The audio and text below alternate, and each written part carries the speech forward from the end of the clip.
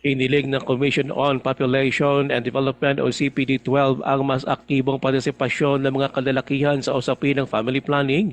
Ayon kay CPD-12 Regional Director Desiree Garganian, responsibilidad ng parehong mag-asawa ang pagpaplano ng kanilang pamilya at hindi lang ng mga kababaihan o mga ina.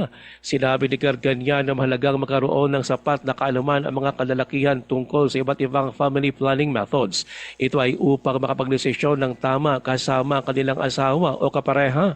Anya, ang aktiba makikilahok ng mga ama ay nakatutulong upang maging patas ang paghahati ng responsibilidad sa loob ng pamilya at mapabuti ang komunikasyon ng mag-asawa pagdating sa reproductive health.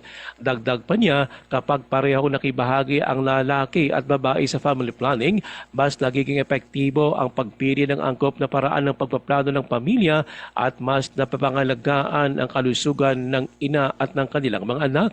Binigyan ni Ina Garganian ng family planning ay hindi lang tungkol sa pagkontrol sa bilang ng mga anak, kundi bahagi rin ng responsableng pagpapalaki ng pamilya at pagbibigay ng mas magandang kinabukasan sa bawat miyembro nito. Gusto din nilang maging part na sila naman yung recipient ng mga methods. Meron namang angko para sa kanila. Male participation, not only in the use of family planning methods, but in the household. Responsible parenthood, yung pagpapalaki ng mga bata. Gusto natin pantay. Si CPD-12 Regional Director Desiree Garganian, Ruel Osano, NDBC Bida Balita.